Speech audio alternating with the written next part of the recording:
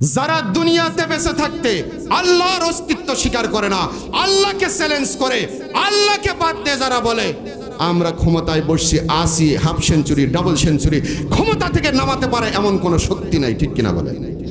এগুলোকে আল্লাহ তাআলা 5 তারিখে সব ফয়সালা করে দিয়েছে। কার কতদিন মার খাই, কতদিন আর জঙ্গলে থাকি, ওই কলার বাগানে ডেনের নিচে মশার কামড়ে বাড়িঘর সারিয়া স্ত্রীর সঙ্গে বছরের পর বছর দেখা হয় না। আল্লামা সাইদি সাহেবের মতো লোককে 13 বছরের অধিক সময় জেলখানায় বন্দী করে রাখা হয়েছে। এদেশের ইসলামের পুরোধা যারা ইসলামী দ্বীন কায়েমের জন্য চেষ্টা সংগ্রাম লড়াই করেছে তাদেরকে এক এক করে ফাঁসি দেওয়া হয়েছে। গোটা বাংলাদেশের মানুষগুলো হতাশাগ্রস্ত, কবে এই খেলার শেষ হবে আমরা বলতে পারি না।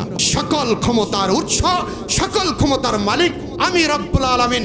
আমাকে চ্যালেঞ্জ করে যারা century, half century, double century, বংশের পর বংশ এই ক্ষমতাকে কুক্ষিগত করার জন্য চেষ্টা করেছে, তাদের ক্ষমতার মসনদ উল্টায় দিতে আমি রব্বুল আলামিন 1 সেকেন্ড লাগে না, ঠিক কিনা বলেন? এর প্রমাণ গত 5 আগস্টে আমরা দেখতে পেয়েছি। 1 লাথিয়ে আল্লাহ রাব্বুল আলামিন তাকে দেশেই রাখেনি, আজকে মামু বাড়ি দিল্লিতে পাঠাই দিয়েছে। এতদিন আমাদের ভাইদেরকে যে আয়না ঘরে ঢুকে ওই ইলেকট্রিক চেয়ারের মধ্যে বসায়ে জুলুম এবং নির্যাতনের স্টিম চালাইছেন, সেই জুলুম এবং নির্যাতনের প্রতিশোধ নেবার সময়, কেসাস নেবার সময় আল্লাহ রাব্বুল আলামিন আপনাকে আমাকে দান করেছেন, ঠিক কিনা বলেন? প্রিয় ভাইরা, আসুন এর জন্য, দ্বীন কায়েমের জন্য, ইসলাম প্রতিষ্ঠিত করার জন্য আপনার আমার ইমানের সত্যগুলো পূরণ করে দৃঢ় পদে এই ময়দানে যদি আমরা টিকে থাকতে পারি, আগামী দিন আর বেশি দিন নয়, ইসলাম বাংলাদেশে কায়েম হবেই হবেই ইনশাআল্লাহ। আসসালামু আলাইকুম ওয়া রাহমাতুল্লাহ ওয়া বারাকাতুহু। আপনারা কেমন আছেন? সবাই ভালো আছেন তো? আলহামদুলিল্লাহ। আজকের এই মাহফিলে আমরা শুনতে এসেছি সেটি হলো আল্লাহ তাআলার কালাম, কোন মানুষের কথা নয়। শুনতে আসছি কার কথা? আল্লাহ রাব্বুল আলামিনের কালাম, কোরআনুল কারীম। যে কোরআন নাজিল করে আল্লাহ রাব্বুল আলামিন ঘোষণা করেছেন হুদাল লিন্নাস ওয়া বাইয়িনাতিন মিনাল হুদা ওয়াল ফুরকান। এই কিতাব হলো সেই কিতাব যা গোটা মানব মণ্ডলীর জন্য হেদায়েতের সুস্পষ্ট পথ নির্দেশনা। যেই কিতাব আল্লাহ রাব্বুল আলামিনের সঠিক পথ নির্দেশনা দেন, কোনটি হক, কোনটি বাতিল, কোনটি সঠিক, কোনটি ভুল, এই দুটির মাঝে পার্থক্য সূচিত করে দেখায় যে কিতাব, তার নাম হলো ফুরকান। আল্লাহ তাআলা সেই ফুরকান আপনার আমার উপর নাজিল করেছেন। এই কোরআনুল কারীম যদি কোনো ব্যক্তি তার ব্যক্তি, সমাজ, রাষ্ট্র, আন্তর্জাতিক জীবনের প্রত্যেকটা সেক্টরে অনুসরণ, অনুকরণ করতে পারে, আল্লাহর নবী বলেছেন লান তাদিল্লু মাতা মাসসাকতুম বিহিমা কিতাবাল্লাহ ওয়া সুন্নাতে রাসূল।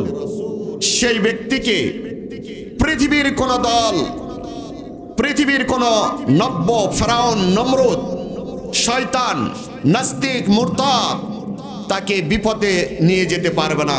সে যার কাছে কোরআন আছে সে ব্যক্তি সঠিক, সহজ হেদায়েতের পথের উপর প্রতিষ্ঠিত থাকবে। জোরে বলেন সুবহানাল্লাহ। সেই কোরআনই আমরা শোনার জন্য এসেছি। প্রিয় ভাইরা, আল্লাহ রাব্বুল আলামিন কোরআনুল কারীম নাজিল করে দিয়ে ঘোষণা করেছেন আলিফ লাম রা কিতাবুন আনসালনাহু ইলাইকা লিতুখরিজান নাসা মিনাজ যুলুমাতি ইলান নূর।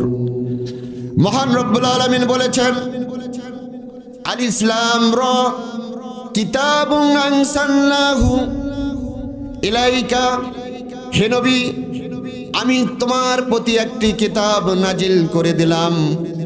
যে কিতাবের নাম হলো কি? জোরে বলেন কি? কোরআনুল কারীম।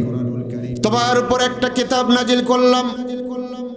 এই কিতাব এই জন্য নাজিল করিনি কিতাব দিয়ে আপনি তাবিজ লিখবেন, কিতাব দিয়ে দিয়ে মানুষের কাছে পানি পড়া দিয়ে রোগ সারাবেন। কিতাব সকালবেলা ফজরের পরে মাথা দুলাই দুলাই তেলাওয়াত করা হবে। শেষ রাত্রিতে হাফিজিয়া মাদ্রাসাগুলোতে শুধু কোরআনের তেলাওয়াত হবে।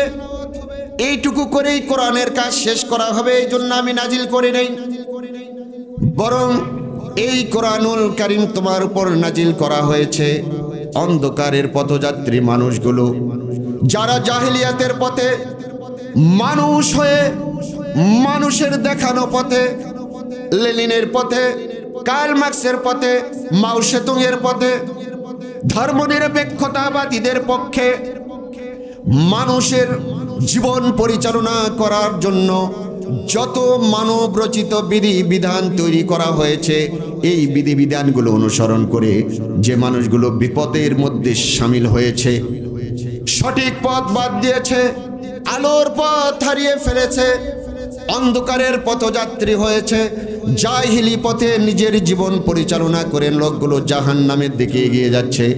নবী হে লিতুখরিজান নাসা মিনাজ যুলুমাতি ইলান নূর, আপনার দায়িত্ব হলো এই কোরআনুল কারীম দিয়ে এই অন্ধকার পথযাত্রী মানুষগুলো, জাহান্নামী মানুষগুলোকে ধরিয়ে ধরিয়ে কোরআন পড়াইয়া, কোরআন বুঝাইয়া, কোরআন শুনাইয়া, তাফসির দেখাইয়া তাদেরকে যেন এই কোরআন দিয়ে আপনি দাওয়াত দিয়ে জান্নাতের পথের পথযাত্রী করতে পারেন। এই জন্য আমি তোমার প্রতি এই কোরআন নাজিল করেছি। জোরে বলেন আল্লাহু আকবার।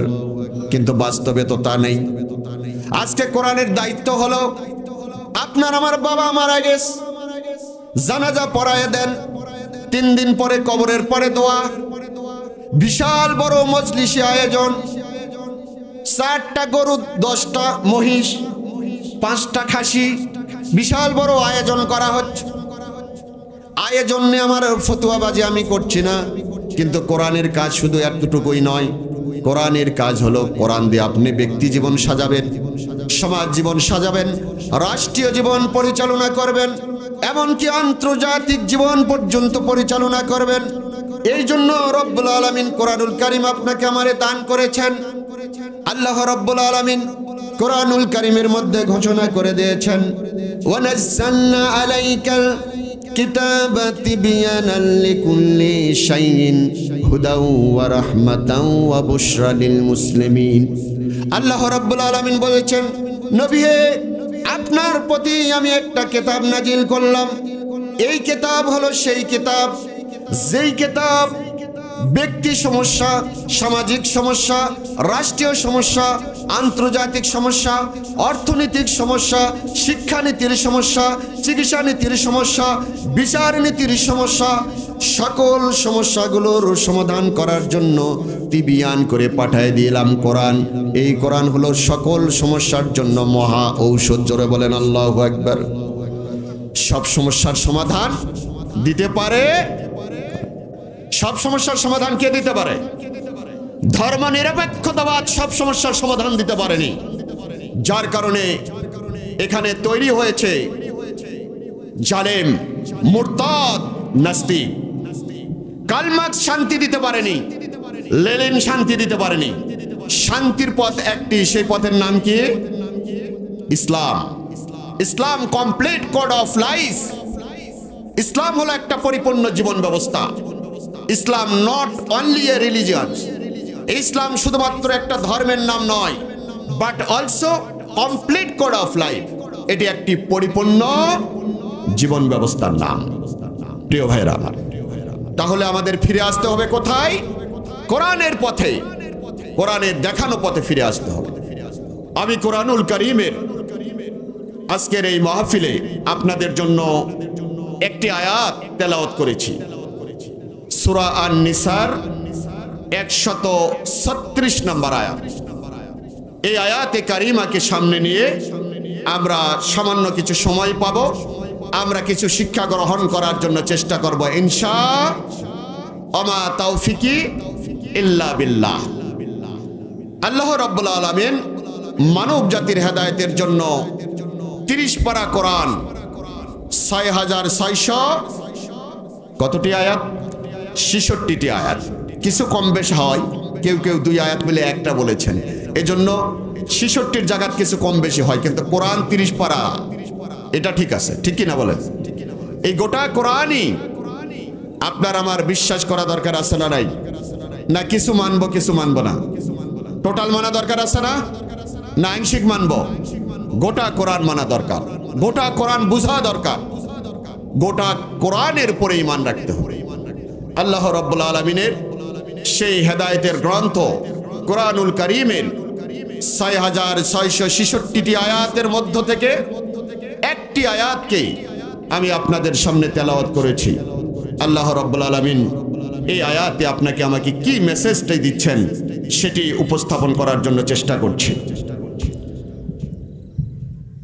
রব্বুল আলামিন বলেছেন, ইয়া আইয়ুহাল্লাযীনা আমানু আমিনু বিল্লাহি ওয়া রাসূলিহি ওয়াল কিতাবিল্লাযী নাযালা আলা রাসূলিহি ওয়াল কিতাবিল্লাযী আনসালা মিন ক্বাবল। আল্লাহ রাব্বুল আলামিন বলছেন, ইয়া আইয়ুহাল্লাযীনা আমানু মানে কি?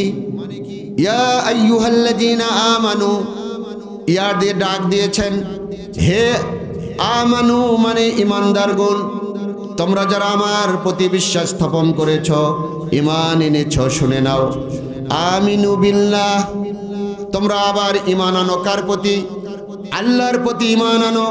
ওয়া রাসূলিহি, এবং ঈমান আনো তোমাদের নবী মুহাম্মদুর রাসূলুল্লাহর প্রতি।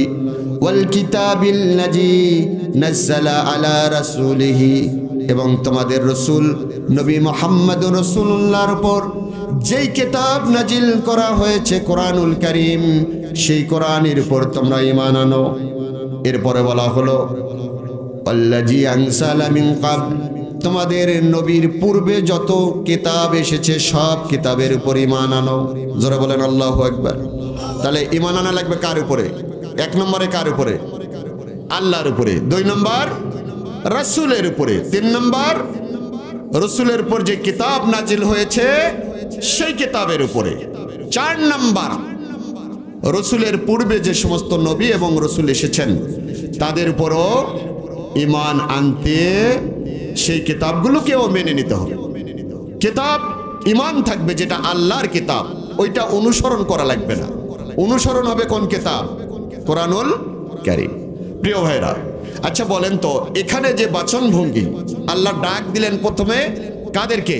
ইয়া আইয়ুহাল্লাযীনা আমানু, হে ঈমানদারগণ, আমিনু বিল্লাহ, ঈমান আনো আল্লাহর উপরে। আচ্ছা, ঈমান কি আমরা আনি নেই? জোরে বলেন, কথা বলেন, আলোচনা বুঝলে কথা বলেন। ঈমান আমরা আনছি কিনা আল্লাহর উপরে? ঈমান আনার পরে ঈমানদারদেরকে ডাক দিয়ে আবার বলা হচ্ছে আমিনু বিল্লাহ, আল্লাহর উপর ঈমান আনো। ওয়া রাসূলিহি, এবং রাসূলের উপর ঈমান আনো। তার মানে ঈমান আনা কি আমাদের কমপ্লিট হয়েছে বলে আপনারা মনে করেন? কি বলেন, ঈমান আনা হয়েছে? আচ্ছা বলেন তো, মনে করেন আমাদের সরকারি কলেজ, ভর্তির সময়ে এক ছাত্র যায় ফর্ম পূরণ করে ভর্তি হয়েছে, হয়ে উনি বের হয়ে ওই ছাত্র ফিল্ডে চলে আসছেন, বাসায় যাবেন। তো প্রিন্সিপাল পিছন থেকে ডাক দিয়ে বলছে, এ ছাত্র, নাম ধরে রাখছে আব্দুর রহিম, আসো তুমি আবার ভর্তি হও। এই ছাত্র যদি বোকা স্টাইলের হয়, কম বোঝা হয়, তাহলে ও বলবে স্যারের মাথার স্ক্রু ঢিল হয়েছে, আমি না এখনই ভর্তি হয়ে আসলাম। ঠিক কিনা বলেন? তাই বলবে না? আর যদি ছাত্রটা ব্রিলিয়ান্ট হয়, ট্যালেন্ট হয়, বুদ্ধিমান, বিচক্ষণ হয়, তাহলে ও স্যারের প্রিন্সিপালের মাথার স্ক্রু ঢিল হয়েছে এটা ভাববে না। ও কি ভাববে? ও ভাববে যে নিশ্চয়ই আমার ভর্তি হওয়ার জন্য যে যে কাজগুলো করার দরকার ছিল এই কাজ সব কমপ্লিট। কোনো এক জায়গায় কিছু ছাড়া পড়ছে, হয়তো নাম লেখা দাগার দেখার যেখানে সেখানে নাম লেখা হয়নি, দস্তখত হয়নি, ফটো দেওয়ার কথা যেখানে ওখানে হয়তো ফটো বাদ পড়ে গেছে, অথবা ফর্মের কোনো না কোনো জায়গাতে ফিল আপ মিস হয়েছে। এই জন্য আমারে তো যাকে তাকে আমাকে তো ডাকতেছে না, ওই দপ্তরি পিয়ন তো ডাকতেছে না, ডাকতেছে কে? সরাসরি প্রিন্সিপাল। তার মানে এই জায়গাতে কোনো ঘাটতি। এই ছাত্রের দায়িত্ব হলো কোনো বিতর্ক না করে ওই প্রিন্সিপালের ডাক শুনে সেখানে যায় ভর্তির ফর্মটা চেক করা, যে আমার কোন জায়গাতে ভুল আছে কিনা সেটা যাচাই বাছাই করে ফর্মটা কমপ্লিট করে ভর্তিটা কনফার্ম করা। ঠিক কিনা বলেন? আল্লাহ রাব্বুল আলামিন একইভাবে ডাক দিলেন ইমানদারদেরকে, যারা আমরা বিশ্বাস করেছি রব্বুল আলামিনকে, যারা ঈমান এনেছি বিশ্বনবী মুহাম্মদুর রাসূলুল্লাহ সাল্লাল্লাহু আলাইহি সাল্লামের প্রতি, যারা বিশ্বাস স্থাপন করেছে এই কিতাবের উপর, বিশ্বাস স্থাপন করেছে পূর্ববর্তী নবী এবং রাসূলদের উপর এবং তাদের প্রতি নাজিলকৃত কিতাবের উপর, এমন সব ঈমানদারদেরকেই ডাক দিলেন রব্বুল আলামিন। ইয়া আইয়ুহাল্লাযীনা আমানু আমিনু বিল্লাহি ওয়া রাসূলিহি, হে ঈমানদারগণ, তোমরা যে ঈমান এনেছো এই ঈমান আনা হয়নি, তোমাদের ঈমানের মধ্যে ঘাটতি রয়ে গেছে, আবার তোমরা ঈমান আনো। আমরা বললাম রব্বুল আলামিন কি ঘাটতি পড়ে গেছে আমরা তো বুঝি না। আল্লাহ ডাক দিয়ে বলছেন, গোলাম রে দেখ তোর আমলের দিকে, তুই তো নিজের ঈমানদার হিসাবে দাবি করিস, তুই তো নিজেকে মুসলিম হিসাবে দাবি করিস, কিন্তু একজন ঈমানদার, একজন মুসলমান তো কখনো ঘুষের সাথে সম্পর্ক রাখতে পারে না। ঠিক কিনা বলেন? কিন্তু মুসলমান মাথায় টুপি আছে, মুখে দাঁড়িয়ে আছে, কপালে সেজদা দিতে দিতে দাগ পড়ে গেছে, এমন মুসলমান সরকারি চেয়ারের মধ্যে বসেও ঘুষ খায় না মনে হয়? খায় না? খায় না? সরকারি কোনো ফাইল সই করাতে গেলে ওই অফিসের ওই অফিসারকে যদি নির্দিষ্ট ঘুষ না দেওয়া হয় ফাইল পার হয় না। ঠিক কিনা বলেন? তার মানে আমি জিজ্ঞেস করলাম উনি কেন টাকা দিয়ে দিয়ে ফাইল পার করেন, সরকার কি ওনারে বেতন দেয় না? হ্যাঁ, বেতন তো নির্দিষ্ট আছে, বেতন পাওয়ার পরও যারা সন্তুষ্ট নয়, আবার ঘুষ খেয়ে টাকা নিয়ে যারা ফাইল পার করে, এমন লোকগুলো তো নিজের কে ইমানদার হিসাবে দাবি করে। রমজান মাস যখন আসে এই লোকগুলো একটাও সিয়াম বাদ দেয় না, 1 মাস সিয়াম পালন করে। আছে না নেই?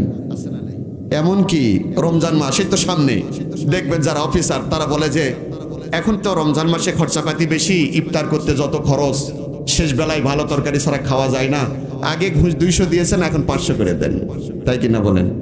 ঘুষের টাকা নিয়ে ইফতার করলে রোজা হয়ে যাবে তো নাকি? হবে না? তাহলে ইমানে ঘাটতি আছে না নাই? ইমানদার সুদের সাথে সম্পর্ক রাখে, নামাজ পড়ে পড়ে কপালের মধ্যে দাগ তুলে ফেলেছে, পায়ের নিচে যে জায়গাতে ওই হাঁটুর কাছে নামাজে সেজদা দিলে পা ফেলালে ওই জায়গাতে যে দাগ পড়ে, দাগ এত মোটা হয়ে গেছে, নুরানি চেহারা দেখলে মনে হয় আল্লাহর কোন ওলি, জান্নাত থেকে ডাইরেক্ট পালিয়ে আসছে লোকটা। পরে খোঁজ নিয়ে দেখা যায় দাড়ি সুন্দর হলে কি হবে, জুব্বা বড় হলে কি হবে, পায়ের মধ্যে কপালের মধ্যে নামাজের দাগ উঠলে কি হবে, এই লোকটা 1000 টাকা লাগাই দেয়, 3 মাস পরে 1500 টাকা তোলে। এমন বাটপার আছে না নেই? এরা হলো বাটপার, এ হলো নামাজি বাটপার, এ হলো সিয়াম পালনকারী বাটপার। একদিকে সিয়াম পালন করে, একদিকে নামাজ আদায় করে, আর একদিকে এরা আবার সুদের সঙ্গে সম্পর্ক রেখে চলে। আছে না নেই?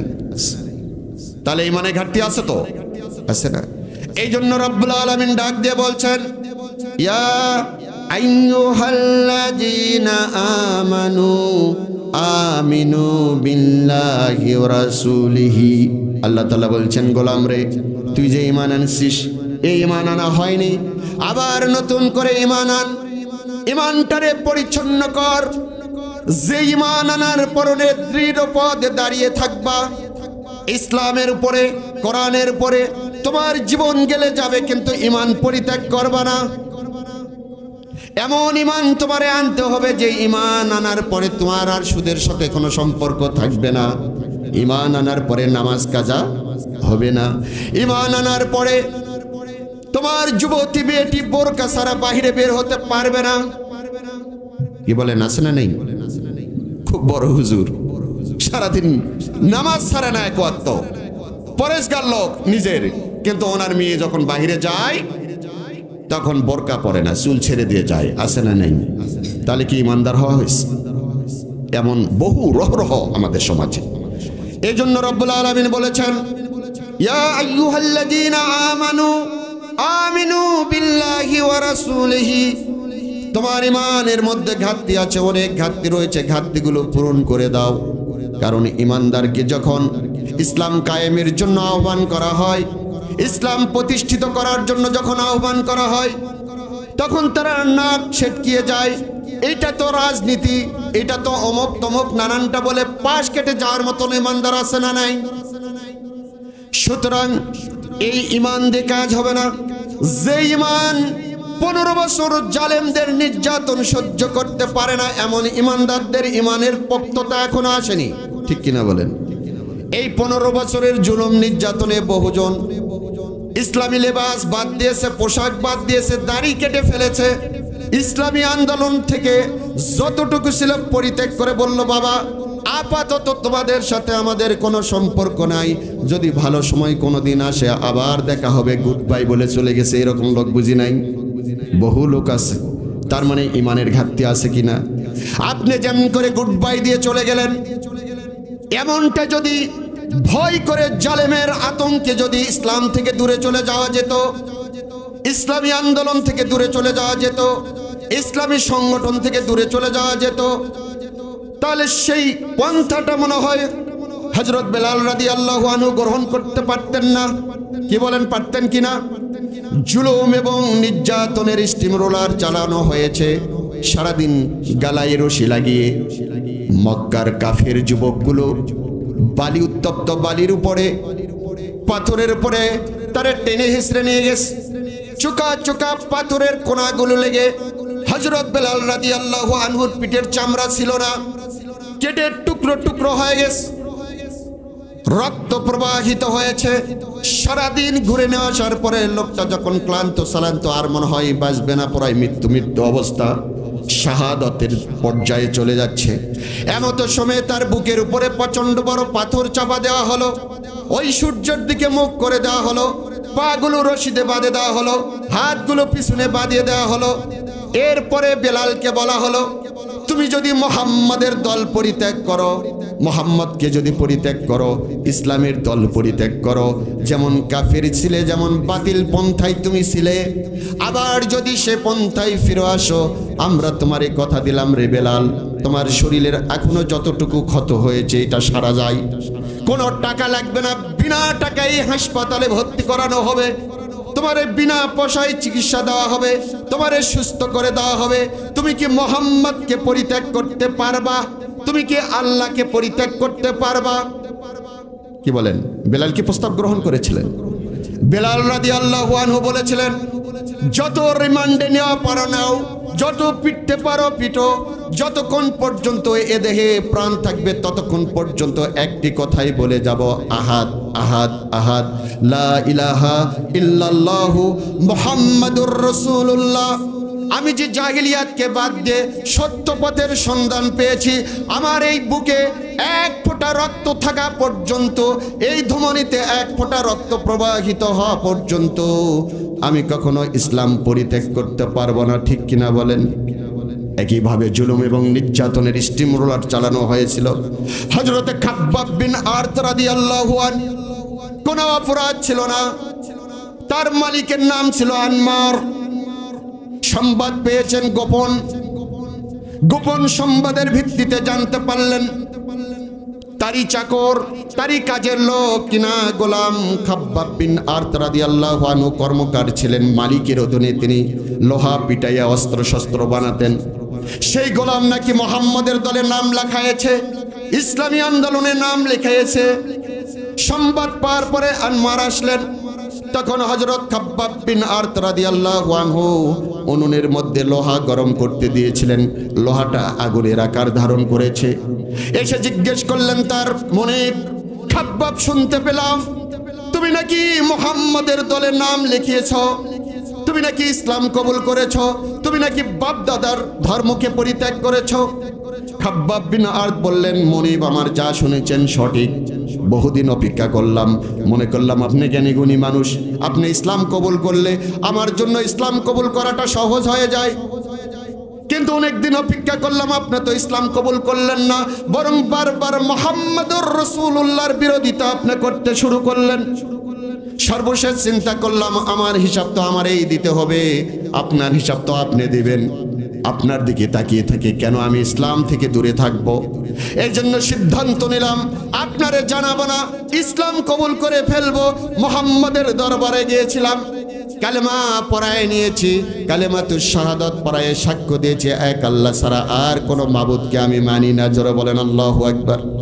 আর কাউরে মানি না, মানব না, এক আল্লাহকে আইনদাতা, বিধানদাতা, সৃষ্টিকর্তা হিসাবে মেনে নিয়েছি।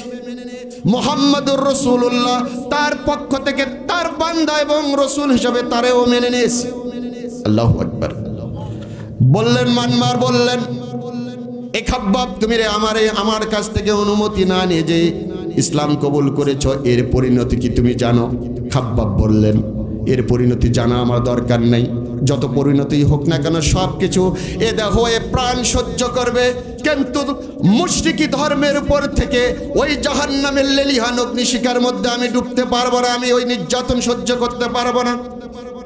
এতটুকু কথা বলার সঙ্গে সঙ্গে ওই উনুনের মধ্য থেকে লাল যে লোহাটি ছিল আগুনে পড়ে আগুনের আকার ধারণ করেছে, ওইটা নিয়ে এসে আনমারের মাথার উপরে চেপে ধরা হলো।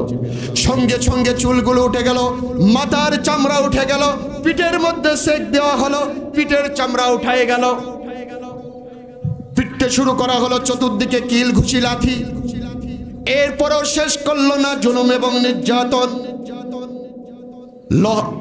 শুকনো কাঠ জ্বালিয়ে দেওয়া হলো, কাঠের আগুনের পর খাপ্পাবকে চিৎ করে শুয়ে দেওয়া হলো। পিঠের পিছনের চামড়াগুলো পুড়ে গেল, গলে গেল, পানিগুলো রক্তগুলো পড়ে পড়ে ওই আগুন নিভিয়ে গেল। পিঠের পিছনে তার হাড্ডি ছাড়া কোনো গোস্ত চামড়া ছিল না।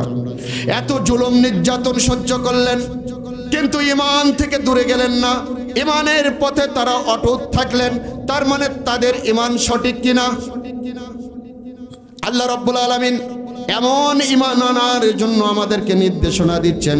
আল্লাহ রাব্বুল আলামিন ডাক দিয়ে বলছেন, ইয়া আইয়ুহাল্লাযীনা আমানু আমিনু বিল্লাহ। ঈমান আনো, ওই খাব্বাবের মতন দৃষ্টান্ত স্থাপন করার ঈমান আনো, ওই বেলালের মতো দৃষ্টান্ত স্থাপন করার ঈমান আনো। এমন ঈমান আনো যে ঈমানের কারণে তোমারে যদি ফাঁসির কাস্টে তোলা হয় তখনও তুমি হাসতে হাসতে ফাঁসির কাস্টে যাবা। ঠিক কিনা বলেন? এমন ঈমান তো আমাদের নেই, যার কারণে আজকে আল্লাহ রাব্বুল আলামিন আপনাকে আমাকে আজ থেকে প্রায় ১৫০০ বছর আগে ওই রকম কঠিন ঈমান, পরিচ্ছন্ন ঈমানের জন্য, পূর্ণ ঈমান আনার জন্য আহ্বান করে ডাক দিলেন, ইয়া আইয়ুহাল্লাযীনা আমানু আমিনু বিল্লাহি ওয়া রাসূলিহি। হে ঈমানদাররা, ঈমান আবার নতুন করে তোমার ঈমানকে নবায়ন করো, তোমার ঈমানকে পরিচ্ছন্ন করো, পাকা করো, পোক্ত করো, মজবুত করো। প্রিয় ভাইরা আমার, আল্লাহ রাব্বুল আলামিন আপনাকে আমাকে কমপ্লিটলি একটা ঈমানের আহ্বান করেছেন। কারণ ঈমান ছাড়া কোনো মানুষ জান্নাতে যেতে পারবে? ঈমান ছাড়া কেউ জান্নাতে যেতে পারবে? আমল ছাড়াও জান্নাতে যাওয়া যায়, কিন্তু ঈমান ছাড়া জান্নাতে যাওয়া যায় না। একটা মানুষ যদি আমল নাও করে কিন্তু ঈমান ভালো ছিল, আমলের সুযোগ পায়নি, এই লোকটা জান্নাতে যেতে পারে কিনা? জোরে বলেন, পারে কিনা?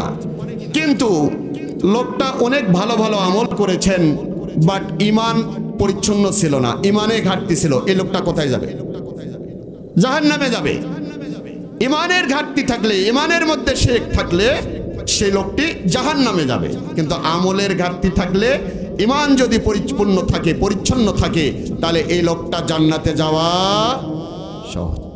প্রিয় ভাইরা আমার, আল্লাহ রাব্বুল আলামিন কুরআনুল কারীমের মধ্যে ঘোষণা দিয়েছেন, একজন মানুষকে জান্নাতে যাবার জন্য দুইটা জিনিস লাগবে। কয়টা? জোরে বলেন কয়টা? মুসল্লিরা তো ঝিমে গেলেন কেন?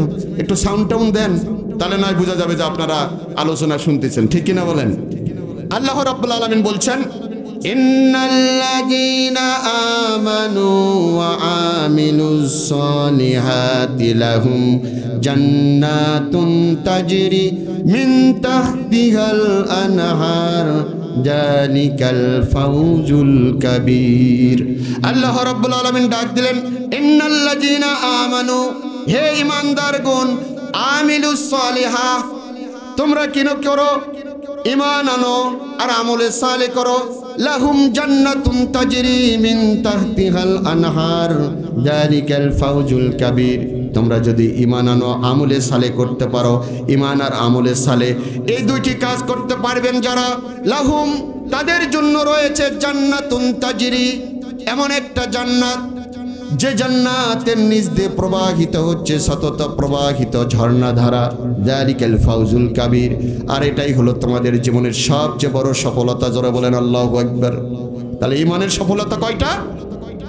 একটা হলো ঈমান আনতে হবে, আমলে সালেহ করতে হবে। এই দুইটা করলে এই ব্যক্তি আল্লাহর জান্নাতে যাবে। কেমন জান্নাত? জান্নাতুন তাজরি মিন তাহতিহাল আনহার। আল্লাহ বলছেন এমন জান্নাত যে জান্নাতের নিচ দিয়ে প্রবাহিত হচ্ছে সতত প্রবাহিত ঝর্ণাধারা।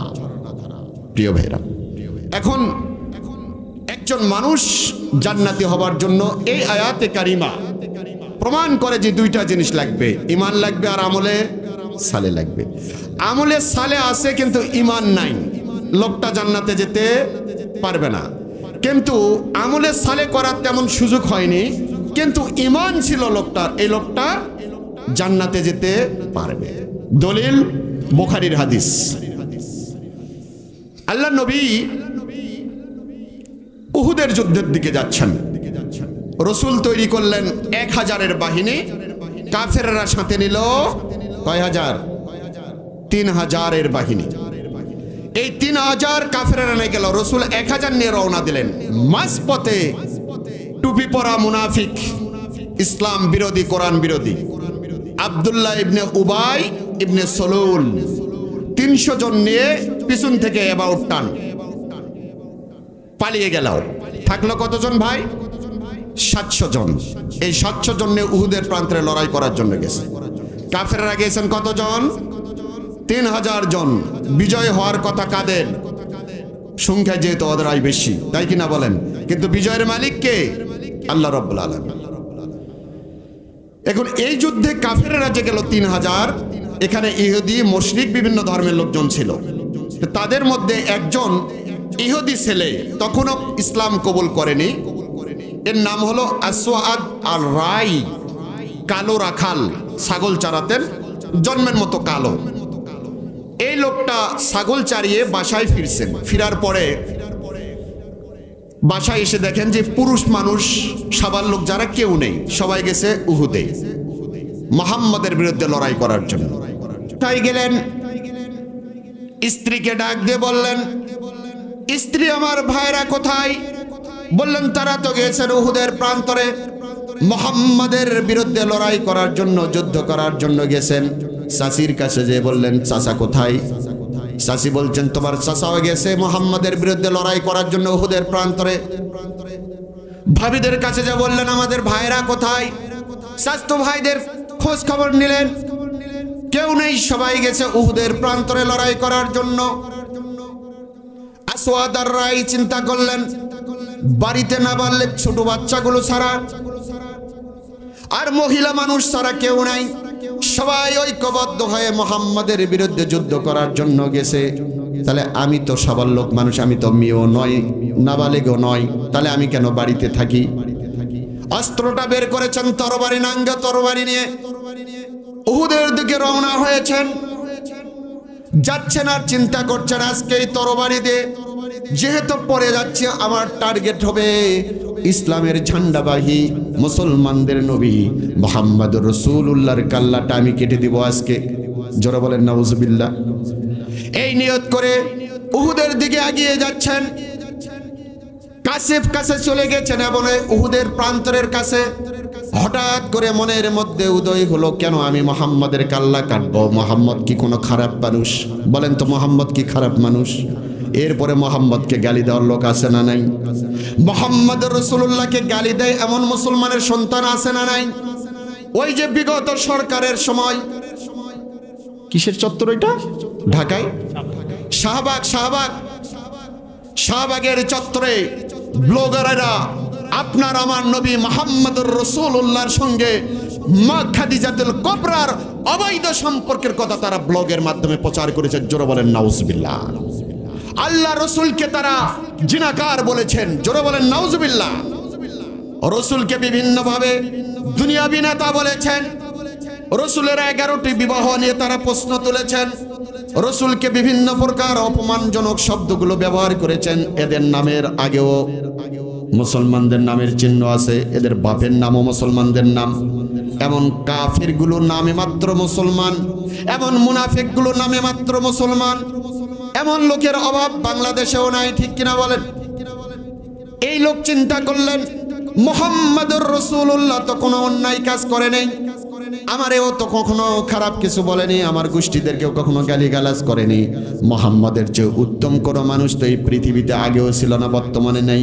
তার যে চরিত্র আমরা কাছাকাছি থেকে দেখেছি, মুহাম্মদুর রাসূলুল্লাহ হলি প্রফেট হযরত মুহাম্মদ, তার চেয়ে উন্নত কোনো নবী এই পৃথিবীতে আগেও ছিল না, বর্তমানেও নাই, কিয়ামত পর্যন্ত আসবে না। তারে আমি কেন তার কাল্লা কাটতে যাব? কি অপরাধ তার? চিন্তাটা পাল্টায় ফেললেন, অনুতপ্ত হলেন। মুহাম্মাদের কাল্লা কাটবো না, বরং মুহাম্মাদের পক্ষেই তরবারি ব্যবহার হবে। জোরে বলেন আল্লাহু আকবার।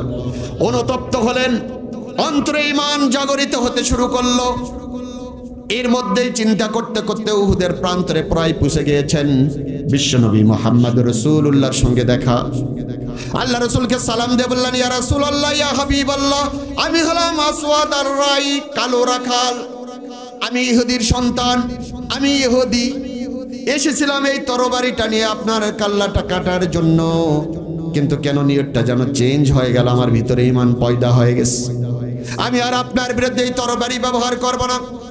আমি নিয়ত করেছি আজকে এই জিহাদের ময়দানে আমার বাপ, আমার চাচা, আমার ভাই করে যারা আছে তারা আপনার বিরুদ্ধে লড়াই করতেছে, আমি তাদের বিরুদ্ধে আপনার পক্ষে সপক্ষে আমি লড়াই করব। জোরে বলেন আল্লাহু আকবার। রাসূল, আগে যুদ্ধ করব নাকি আগে আমি কালমা পড়ব, কোনটা আগে করব? যুদ্ধ তো শুরু হয়ে গেছে। আল্লাহর নবী বললেন, যুদ্ধ আগে নয়, কালমা পড়ো আগে। আগে ঈমান দরকার আছে না নাই? ঈমান নাই নে যদি তুমি যুদ্ধ করো, ওই যুদ্ধ কোনো কাজে আসবে না। মুসলমানদের পক্ষে যুদ্ধ করলেও কোনো কাজে আসবে না। আগে কালমা পড়ো, ঈমান আনো, ঠিক কিনা বলেন? আগে ঈমানের দরকার। আল্লাহ রাসূলের হাতের উপর হাত দিয়ে কালেমা পড়ে নিলেন, আশহাদু আল্লা ইলাহা ইল্লাল্লাহু ওয়া আশহাদু আন্না মুহাম্মাদান আবদুহু ওয়া রাসূলুহু। কালেমা পড়ে নিলেন, ঈমান গ্রহণ করলেন। এই আসওয়াদ আর রাই জিহাদের ময়দানে মুসলমানদের পক্ষে যুদ্ধ শুরু করলেন। অনেকগুলো কাফেরকে হত্যা করলেন। এক সময় কাফেরদের ছোড়া তীরে তিনিও ক্ষতবিক্ষত হয়ে গেলেন। শাহাদাতের এখনই শুরু হবে শাহাদাত। তিনি হয়তো শহীদ হয়ে যাবেন। শুয়ে পড়েছেন মাটিতে, ওঠার মতন শক্তি নাই। যখন তার বাড়িতে এই সংবাদ গেল, মেয়েরা, মহিলারা, তার আত্মীয় স্বজনেরা সবাই এসে তার লাশকে ঘিরে ধরেছে। এখনো মৃত্যুবরণ করেনি, তার শেষ দেখাটা দেখার জন্য এসেছে। আল্লাহ রাসূলের কয়েকজন সাহাবী তার লাশের পাশে। একজন সাহাবী ডাক দিলেন, আসওয়াদ আর রাই। এই লোকটারে তো চিনা গেল না। এই লোকটা কি ইসলামের পক্ষে যুদ্ধ করলো না ইসলামের বিপক্ষে যুদ্ধ করলো? কেউ কথা বলতে পারে না। তার মা, চাচি, ভাবি, স্ত্রীরা যারা ছিল তারা বলল, ইনি তো মুহাম্মাদের বিরুদ্ধে লড়াই করার জন্য নিয়ত করে বাড়িতে বের হয়ে এসেছে। কিন্তু ওই সাহাবী আসওয়াদ আর রাই কথা বলার মতো শক্তি নাই। মৃত্যুর পূর্ব মুহূর্তে, শাহাদাতের পূর্ব মুহূর্তে তিনি সব শক্তিগুলো একত্রিত করে জোরে একটা চিৎকার দিয়ে বললেন, ইয়া আল্লাহ রাসূল সাহাবীরা, আল্লাহ রাসূলের সাহাবীরা শোনো, আমি এই উহুদের প্রান্তরে কালমা পড়ে ঈমান এনে মুসলমানদের নবী মুহাম্মদুর রাসূলুল্লাহর পক্ষে আমি জিহাদ করেছি, লড়াই করেছি। জোরে বলেন আল্লাহ। আমি কোন কাফেরের পক্ষে লড়াই করিনি। নবীকে আমার সালাম দিয়ে দিও আর বলে দিও, আমি জান্নাতের আশায় এই উহুদের প্রান্তরে ইসলামের পক্ষে সপক্ষে জিহাদ করে আমি কালেমা পড়ার পরে আমি শহীদ হয়ে যাচ্ছি। জোরে বলেন আল্লাহু আকবার। আমি তো আমার নাকের মধ্যে জান্নাতের সুঘ্রাণ পাচ্ছি, হয়তো খুবই তাড়াতাড়ি আমি শাহাদাত বরণ করে যাব। আল্লাহ রসুল তার শাহাদাতের সংবাদ পাইলেন, লাশের কাছে এসে বললেন, আসওয়াদ আর রাই, তুমি যে জান্নাতের আশায় বাপদাদার ধর্ম পরিত্যাগ করে উহুদের প্রান্তরে এসে কালেমা গ্রহণ করার পরে তুমি শহীদ হয়েছে ইসলামের পক্ষে লড়াই করে, আমি রসুল মুহাম্মদুর রাসূলুল্লাহ সাক্ষী দিচ্ছি, শোনো, তুমি নিশ্চিত অবশ্যই মাসবি তুমি সেই জান্নাতের আহাল। জোরে বলেন আল্লাহু আকবার। আচ্ছা ভাই বলেন তো, এই লোকটা কি নামাজ পড়েছেন? নামাজ পড়ার সময় পেয়েছেন? এই তো কালেমা পড়ে জিহাদের ময়দানে গেলেন, এরপরে তিনি শহীদ হয়ে গেলেন, ঠিক কিনা বলেন? তার মানে তিনি কিন্তু নামাজ পড়ার সুযোগ পান নাই, তিনি সিয়াম পালন করার সুযোগ পান নাই, হজ করার সুযোগ পান নাই, শুধু কালেমা পড়ে জিহাদ করেছেন, শহীদ হয়েছেন। আল্লাহ রসুল বললেন তুমি জান্নাতি হয়ে যাবে। জোরে বলেন সুবহানাল্লাহ। তাহলে ঈমান আছে কিন্তু আমল করার সুযোগ পাননি, তারপরও জান্নাতে যেতে। তাহলে ঈমানটা গুরুত্বপূর্ণ কিনা? ঈমানটা, সেই ঈমানটাকে আপনাকে আমাকে পরিচ্ছন্ন বানাতে হবে, ঈমানটাকে খাঁটি বানাতে হবে। আল্লাহ রাব্বুল আলামিন এই জন্য কোরআনুল কারীমের মধ্যে ঘোষণা করে দিয়েছেন, ইয়া আইয়ুহাল্লাযীনা আমানু আমিনু বিল্লাহ, হে ঈমানদারগণ তোমাদের ঈমানকে পরিচ্ছন্ন করো, আল্লাহর প্রতি পুনরায় ঈমান আনো, তোমাদের ঈমানকে নবায়ন করো। জোরে বলেন আল্লাহু আকবার। আমরা বললাম আল্লাহর ঈমানের নবায়ন কেমনে হবে? বলল ঈমানের নবায়ন, ঈমানের শর্তগুলো পূরণ করে ঈমান আনতে হবে। ঈমান আনার শর্ত হলো কয়টা? 4টি বিষয়ে পরিপূর্ণ কমপ্লিটলি করলে ঈমানের শর্তগুলো পূরণ হয়ে যায়। তার 1 নাম্বারটা হলো আল্লাহর অস্তিত্বকে স্বীকার করা। জোরে বলেন কি? ঈমানের 1 নাম্বার শর্ত হলো আল্লাহর অস্তিত্বকে স্বীকার করা। আল্লাহর অস্তিত্ব মানে আল্লাহ রাব্বুল আলামিন আছেন, এই কথার সাক্ষ্য দেওয়া। জোরে বলেন আল্লাহ কি আছেন? এটা আমরা মানি তো নাকি? আল্লাহ আছে না নাই? আল্লাহর আকার আছে না নাই? আল্লাহরে দেখা যাবে কিনা? তবে দুনিয়াতে নয়, দেখা যাবে কোথায়? জান্নাতের মধ্যে জান্নাতীরা আল্লাহকে দেখবেন, তার মানে আল্লাহর অস্তিত্ব আছে, ঠিক কিনা বলেন? এখন ঈমানের পরিপূর্ণতা অর্জনের জন্য ঈমানের 4টা শর্ত, তার মধ্যে একটা হলো আল্লাহ যে আছেন এই কথার স্বীকৃতি দেওয়া। এইটা শুধু আমরা দেই না, কাফেররাও দেয়। আমরা আল্লাহ যে আছে এই কথা স্বীকৃতি দেই, এটা শুধু আমরাই না, কাফেররাও। কাফের মুশরিক এমনকি ফেরাউন পর্যন্ত, ওই যে ঘটনা লম্বা চড়া, পানি যখন দিতে পারতেছিলেন না, প্রার্থনা করেছিলেন কার কাছে? আল্লাহর কাছে। তার মানে আল্লাহ যে আছে সেটা সে জানে না, মানে এবং জানে। তারপরেও কাফের আল্লাহর অস্তিত্ব মেনে নিয়েছেন। আবু জাহেল যেই দিন বদরের প্রান্তরে নবী মুহাম্মদ রাসূলুল্লাহর বিরুদ্ধে লড়াইয়ে গিয়েছিলেন, সেই দিন তিনি কাবার গিলাফ ধরে দোয়া করেছিলেন, আল্লাহ আমি যদি হকপন্থী হয় বদরে আমাকে জয় দিও, আর যদি আব্দুল্লাহর বেটা মুহাম্মদ হকপন্থী হয় তারে বিজয় করে দিও। আল্লাহ কারে বিজয় দিয়েছেন? তার মানে কাবার গিলাফ ধরে দোয়া করেছেন আবু জেহেল। তার মানে আল্লাহ যে আছে এটা কি মানেন না? আপনার এলাকায় কোনো হিন্দু বৌদ্ধ যদি থাকে, জিজ্ঞেস করবেন, ভাই আল্লাহ বলতে কি কেউ কি আছে? ওরা বলবে হ্যাঁ অবশ্যই আছে, আমরা এক আল্লাহ মানি। তিনি কোথায়? বলবে ওই আসমানে, ঠিক কিনা বলেন? বলবে না? তার মানে তারাও আল্লাহর অস্তিত্ব মানে না। একদল নাস্তিক মুরতাদ যারা, তারা আল্লাহকে অস্বীকার করে। এরকম একটা নাস্তিক আমাদের দেশে ছিল, ঢাকা বিশ্ববিদ্যালয়, নাম হলো হুমায়ুন আজাদ। আলেমেরা ওরে বলছে ও হলো আজাদ নয়, আসলে ও হলো ওজাদ। কেন? ও ঢাকা বিশ্ববিদ্যালয়ে ঘোষণা দিয়েছিল, দেয়ার ইজ নো গড, আনসিং ইজ নাথিং। আল্লাহ বলতে কেউ নাই, যারে দেখি না তারে বিশ্বাস। জোরে নাউজুবিল্লাহ বলবেন না? যারে দেখি না তারে বিশ্বাস করি না, এই কথা কি সঠিক? আপনারা আমরা কি বাতাস দেখেছি? অক্সিজেন দেখেছি? ইথার দেখেছি? ফুলের গন্ধ কেমন দেখেছি? বিশ্বাস করি কিনা? তাহলে আল্লাহর এত জিনিস না দেখে বিশ্বাস করি, আল্লাহরে না দেখলে কি বিশ্বাস করা লাগবে না? ও বেচারা বলেছে আনসিং ইজ নাথিং, যা দেখি না তারে বিশ্বাস করি না। তো মরার আগে বুঝতে পারছে যে কবরত দিলে আযাব হতে পারে, জাহান্নামে যাওয়া লাগতে পারে, অতএব আল্লাহ যেন কবরে আযাবও দিতে না পারে, জাহান্নামও আমাকে না দিতে পারে। এই জন্য বুদ্ধিজীবী তো বুদ্ধির আশ্রয় নিল। ও বলল আমি মারা যাওয়ার পরে আমার লাশ ধোয়া হবে না, দাফন হবে না, কাফন হবে না। তো কি করা হবে? বলল যে এটা ঢাকা মেডিকেল কলেজে পাঠিয়ে দিও, কাটাছিরা করে ছেলেপেলেরা অপারেশন শিখবে, ডাক্তার হয়ে যাবে, সার্জারি শিখবে। তো উনি ওনার অন্তিম ইচ্ছা অনুযায়ী যখন মারা গেল, মদ খেয়ে মারা গেছে। মারা যাবার পরে ওনার লাশ বারডেম হাসপাতালে রাখা হলো ডিপ ফ্রিজের মধ্যে। ওখান থেকে নিয়ে কয়েকদিন পরে ঢাকা মেডিকেল কলেজে নিয়ে যাওয়া হচ্ছে। ওনার লাশ আসতেছে, এই কথা শুনে ছাত্র শিক্ষক সবাই বলল, মাপসাই এই নাস্তিকটারে এইদিকে নিয়ে আসবেন না, এরে নিয়ে আসলে যে লোক বাঁচা থাকা অবস্থায় বলছে আল্লাহরে বিশ্বাস করি না, এর লাশ কাটাছিরা করে যারা ডাক্তার হবে, এরা যে অপারেশন করবে, সার্জারি করবে, সব রুগী মরবে, একটাও বাঁচবে না। ঠিক কিনা বলেন? শেষে আর কেউ নিল না, অন্য অন্য কলেজেও দিতে চালো, কেউ নেয়নি। শেষে যে আবার ওই ডিপ ফ্রিজের মধ্যে রেখে দিয়েছে। কয়েকদিন পরে লাশ পচে গন্ধ, এমন বিশ্রী অবস্থা। ওইটারে যদি এখন রাস্তায় ফেলে দেওয়া হয়, আমাদের দেশে শিয়াল কুকুরেও খাবে না, কারণ কুকুরেরও একটা তো রুচিবোধ আছে। কি বলেন? পচা লাশ খাবে। আমাদের শিয়ালের একটা ভদ্রতা আছে না? শিয়াল, কুকুর, বাঘ যেটাই বলেন, ওরা তো একটা ভদ্র ভাই। ওরা যে হুমায়ুন আজাদের মতন যে বেঁচে থাকতে আল্লাহকে বিশ্বাস করেনি, এমন লোকের পচা লাশ কুকুরেও। যারা দুনিয়াতে বেঁচে থাকতে আল্লাহর অস্তিত্ব স্বীকার করে না, আল্লাহকে চ্যালেঞ্জ করে, আল্লাহকে বাদ দিয়ে যারা বলে আমরা ক্ষমতায় বসছি, আসি, হাফ সেঞ্চুরি, ডাবল সেঞ্চুরি, ক্ষমতা থেকে নামাতে পারে এমন কোনো শক্তি নাই। ঠিক কিনা বলেন?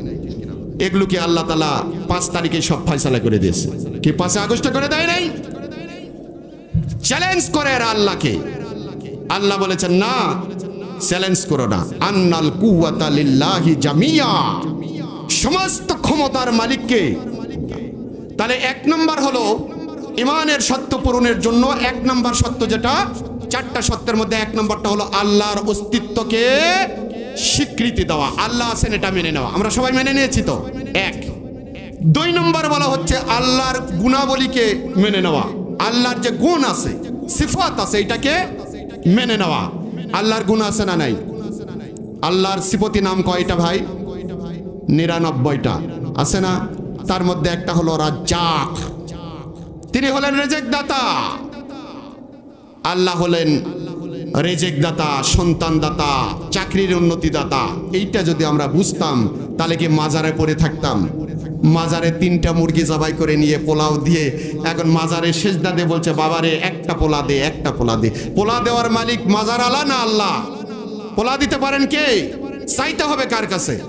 এজন্য আল্লাহর নবী, জাতির পিতা ইব্রাহিম খলিলুল্লাহ, তিনি আল্লাহ তাআলার কাছে সন্তান চেয়েছিলেন। কি বলেছিলেন? রব্বি হাবলি মিনাস সলিহিন, আল্লাহ তুমি আমাকে একটা নেক সন্তান দান করো। ইব্রাহিম আলাইহিস সালাতু ওয়াস সালাম শিক্ষা দিলেন যে সন্তান যদি লাগে বান্দা তোমার, চাইবা কার কাছে? আল্লাহর কাছে চাইতে হবে। তাহলে আল্লাহকে রাজ্জাক, আল্লাহকে সকল কিছু দাতা হিসাবে আপনাকে আমাকে স্বীকৃতি দিতে হবে, মেনে নিতে হবে। এরপরে 3 নম্বর, আমি শুধু নাম্বারগুলো বলে যাচ্ছি সময় শেষের দিকে। 3 নম্বরে বলা হচ্ছে আল্লাহর অস্তিত্ব স্বীকার করা 1 নম্বর। 2 নম্বরটা কি বললাম? তার গুণগুলোকে মেনে নেওয়া। 3 নম্বর হলো আল্লাহকে আইনদাতা হিসাবে মেনে নেওয়া দরকার আছে না নাই? আল্লাহ তো আইনদাতা নাকি? আমাদের আইনদাতা না আল্লাহ? এখন আল্লাহ তাআলা বলছেন আলা লাহুল খালকু ওয়াল আমরু, সৃষ্টি যার, আইন চলবে। আইন চলে কার? বাংলাদেশে কার আইন চলে? ব্রিটিশের আইন চলে। আল্লাহ রাব্বুল আলামিন কোরআনুল কারীমের মধ্যে বলেছেন লা তাকরাবু জিনা ইন্নাহু কানা ফাহিশাতা ওয়া সাআ সাবিলা। জিনা করা তো দূরের কথা, জিনার নিকটও হয় না, কিন্তু আমাদের রাষ্ট্র পতিতালয় বানিয়ে দিয়েছে। তার মানে আল্লাহ কি আইনদাতা হিসেবে আমরা মানতে পারছি? তার মানে আল্লাহ যে বিধান দিয়েছে সেই বিধানকে আমরা লঙ্ঘন করেছি। আমাদের দেশের সমস্ত ব্যাংকগুলো সুদী ব্যাংক ব্যবস্থায় চলছে। ইসলামী ব্যাংক 2-1টা চেষ্টা করতেছে ইসলাম মাফিক চলার জন্য, তাও পারতেছে না, কারণ পারিপার্শ্বিক অবস্থা ভালো না। আল্লাহ রাব্বুল আলামিন কোরআনুল কারীমের মধ্যে ঘোষণা করে দিয়েছেন ইয়া আইয়ুহাল্লাযীনা আমানুত্তাকুল্লাহ ওয়া জারু মা বাকিয়া মিনার রিবা। হে ঈমানদারগণ, তোমরা আল্লাহকে ভয় করো। ওয়া জারু মা বাকিয়া মিনার রিবা, আর সুদের লেনদেনগুলো বন্ধ করে দাও। ইন কুনতুম মুমিনিন, যদি তোমরা মুমিন হও। কিন্তু ব্যাংকগুলোতে আজকে সুদ চলছে, বিমাগুলোতে সুদ চলছে, এনজিওগুলোতে সুদ চলছে।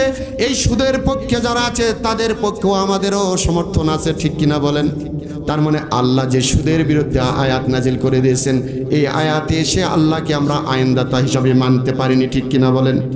একইভাবে রব্বুল আলামিন কুরআনুল কারীমের মধ্যে ঘোষণা করেছেন, ইয়া আইয়ুহাল্লাযীনা আমানু, হে ঈমানদারগণ, ইন্নামাল খামরু, নিশ্চয় মদ, ওয়াল মাইসিরু এবং জুয়া, ওয়াল আনসাব এবং মূর্তি পূজা করা, ওয়াল আজলাম এবং লটারি খেলা, এই সবগুলো হলো শয়তানের কাজ। কার কাজ? জোরে বলেন, কার কাজ? শয়তানের কাজ। রিজসুম মিন আমালিশ শয়তান ফাজতানিবুহু লাআল্লাকুম তুফলিহুন। যদি তোমরা সফল হতে চাও তাহলে তোমাদের এই চারটা কাজ বন্ধ করতে হবে। 1 নম্বর মদ। আমাদের দেশে মদ আছে না নাই? মদের লাইসেন্স আছে। 2 নম্বর বলতেছে কি?